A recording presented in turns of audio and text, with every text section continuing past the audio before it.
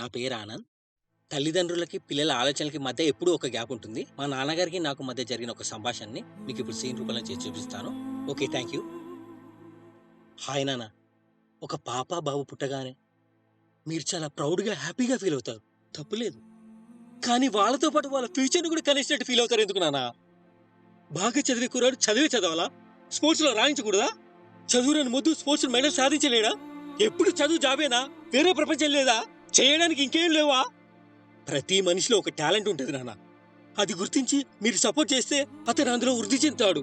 Cricket దేవుడనే సచినే 10th లో fail నాన్న. కానీ లైఫ్ లో సక్సెస్. అతనికి చదువు కన్నా ఆటపై గురి ఎక్కువ. వాళ్ళ పేరెంట్స్ సపోర్ట్ చేసి కోచింగ్ ఇప్పించారు. అతను బాగా వృద్ధి చెంది లోకానికి తెలిసాడు ఇలా.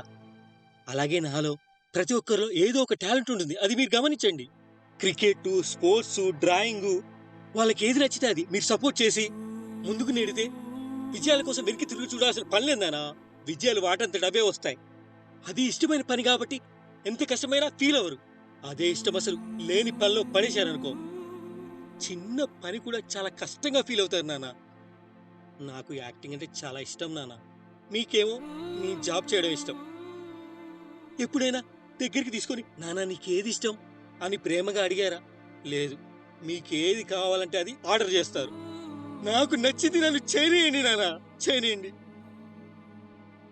ట్రై చేస్తాను, ఫెయిల్ అవుతాను, మళ్ళీ ట్రై చేస్తాను, మళ్ళీ మళ్ళీ ఫెయిల్ అవుతాను. చివరిగా నాలో టాలెంట్ లేకపోతే ఓ నాలో సామర్థ్యం లేదేమో, అప్పుడు మీరు వద్దన్నా నేను జాబే చేస్తాను కదా.